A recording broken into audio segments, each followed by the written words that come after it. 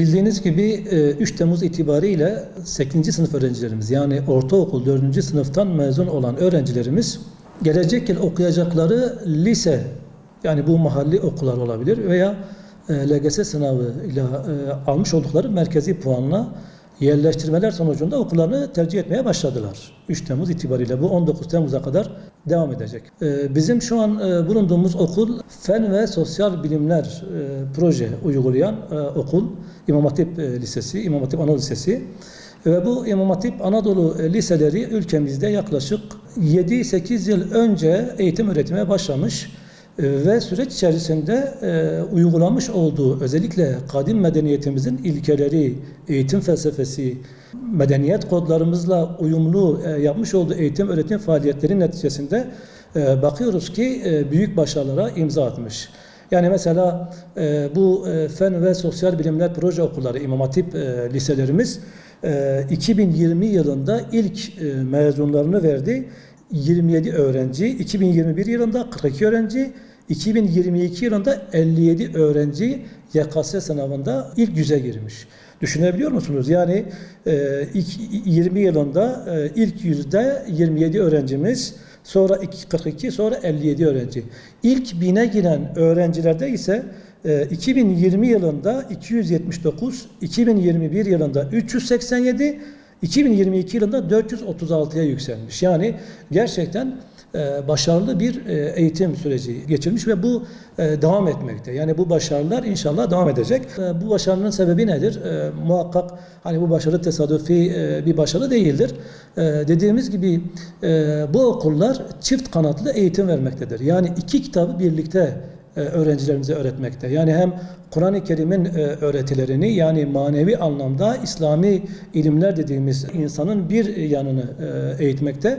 Aynı zamanda bir de kainat kitabını, yani fenni ilimleri yönünden öğrencilerimiz geliştirilmektedir. Dolayısıyla da çift kanatlı olunca, çift yönlü olunca, yani hem maddi hem de manevi anlamda yönlerde bir gelişim söz konusu olunca çocuklarımız, öğrencilerimiz başarıya ulaşmış oluyorlar. Tabii şimdi bu diyeceksiniz ki nasıl bir şey? Mesela biz okulumuzda görüyoruz. Yani öğrencilerimiz manevi eğitim aldıkları zaman yani biz öğrencilerimize çok fazla çocuğum ders çalış demiyoruz. Çünkü sorumluluk bilincine ulaşmış, hayatın anlamını kavramış, Allah'a ve ahiret gününe iman etmiş, sorumluluğunu bilen öğrenci artık iki ayağı yere basan, görevini, sorumluluklarını yerine getiren, derslerini çalışan, öğretmenini dinleyen bir öğrenci profili haline geldiğinden dolayı bu başarılar elde edilmiştir. Bizim proje İmam Hatip liselerimiz, bakın Fen Lisesi ve Sosyal Bilimler Lisesi olarak niteledik. Örneğin ben şöyle bir kıyaslama, karşılaştırma yapalım. Mesela normal Fen Lisesi ile proje İmam Hatip Lisesi haftalık ders çizelgesini karşılaştırdığımız zaman mesela matematik dersi haftalık 6 saat her ikisinde de. Fizik, kimya, biyoloji dersleri 9. sınıfta 4 saat, 10, 11, 12'de ise 2'şer saat dersler verilmekte. 9 ve 10'da 2'şer saat, 11 ve 12'de 4'er saat. Hem bu okulda hem Fen Lisesi'nde. Yani bizim okulumuz tamamen Fen Lisesi programını uygulayan okullar. Peki fark ne? Fark sadece şu. Fen Lisesi'nde din kültürü ve ahlak dersi varken bizim okulda onun yerine Peygamberimizin hayatı, yani siyer dersi konulmuş. Veya mesela diyelim ki Fen Lisesi'nde işte birinci yabancı dil genelde İngilizce olarak geçer. Bizde de birinci yabancı dil İngilizce olarak geçer. Ama Fen Lisesi'nde ikinci yabancı dil Almanca olarak öğretilirken bizde ikinci yabancı dil Arapça olarak eğitim verilmekte.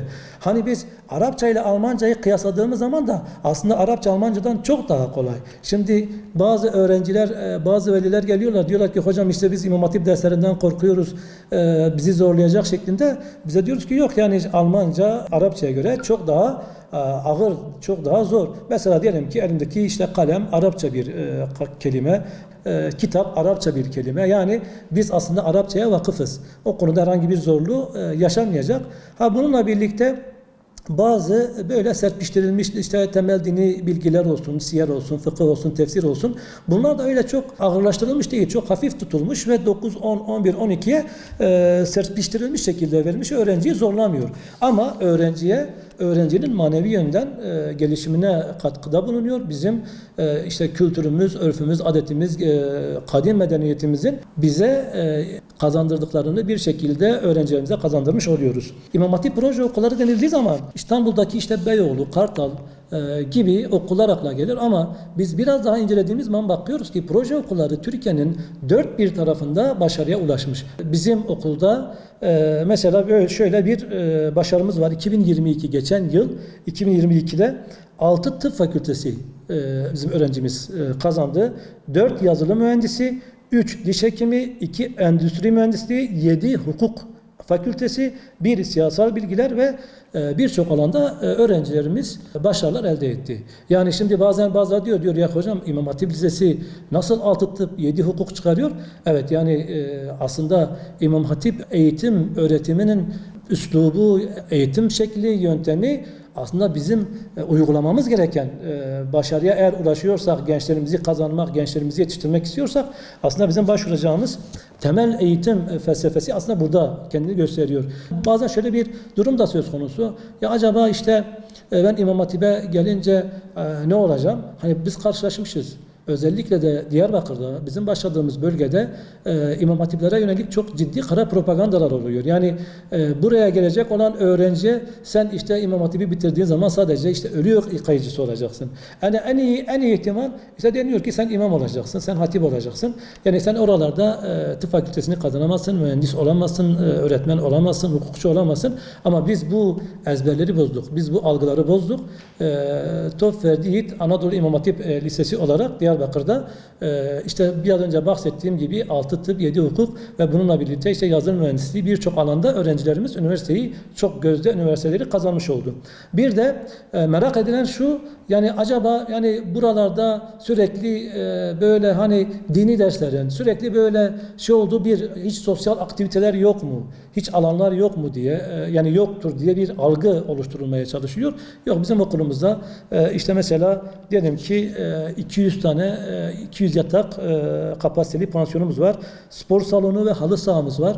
Öğretmen arkadaşlarımız işte futbol, basketbol, voleybol, masa tenisi gibi yarışmalar düzenliyorlar. Bunlarda derece elde etmiş oluyoruz. Aynı zamanda fen laboratuvarlarımız var. Öğretmenlerimiz bunu aktif olarak kullanıyorlar. Bilişim sınıfımız var. Bilgisayarlarla donatılmış.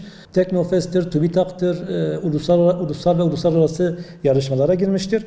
Kütüphane ve kitap kafemiz mevcut. Buralarda öğrencilerimiz tarafından aktif olarak kitap okuma konusunda ihtiyaçlarını gidermişlerdir. Yani anlayacağımız bizim okulumuz emin olun her yönüyle yani hem sosyal aktivite hem de ders açısından bu akademik olarak da hem de manevi eğitim anlamında sürekli aktif haldeyiz, sürekli hareket halindeyiz. Öğrencilerimiz dediğimiz gibi yarışmalara katılmakta. Mesela diyelim ki sadece mesela akademik proje yarışmaları değil. Mesela Teknofest'te TÜBİTAK'ta birçok başarılara imza attık. Mesela bizim bu sene 2-3 tane finale çıkma olayımız oldu Teknofest'te. Aynı zamanda okulumuz bölge finallerinde de 3. sıraya ilk 3'e girdi. Hem bununla ilgili sınavlar, yarışmalar hem de hutbe, ezan okuma, Kur'an-ı Kerim okuma yarışmalarında Türkiye genelinde dereceler yapmış bir okuluz.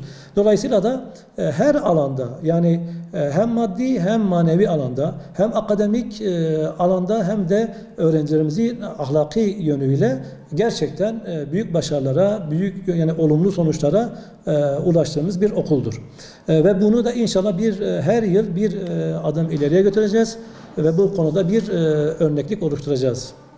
İşte bizim proje okulu olarak Diyarbakır'da ilk proje okulu olarak bu başarılara imza atınca gerçekten Diyarbakır'da halkımız tarafından büyük bir teveccüh gördü. Artık bizim okulumuz gerçekten buna yani sayısal olarak yetişemez oldu. Bunun üzerine Diyarbakır'ımızda hem kız öğrencilerimize hem de erkek öğrencilerimize yönelik birçok proje okulları açıldı. Mesela kız öğrenciler olarak Şehit Halit Gülser, Yenişehir Kız İmam Hatip şeklinde, erkek olarak da işte TOF Ferdi Yiğit, Mehmet Akif Ersoy gibi erkek proje okulları açıldı ve şu an itibariyle de gerçekten okullarımız, proje okullarımız bu şekilde yani medeniyet kodlarımıza uygun eğitim veren bu okullarımız gerçekten halk tarafından sevildi, güven duyuldu ve gerçekten ciddi bir teveccüh oluştu ve bu kayıt döneminde de biz bunu çok net bir şekilde görebiliyoruz.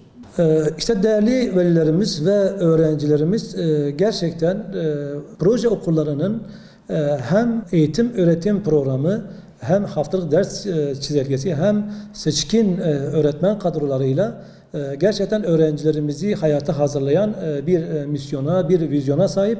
Bu konuda gönül rahatlığıyla bu okullara çocuklarını teslim edebilirler. Çocukların geleceğini düşünen, çocuklarını seven herkesi biz buraya bekliyoruz.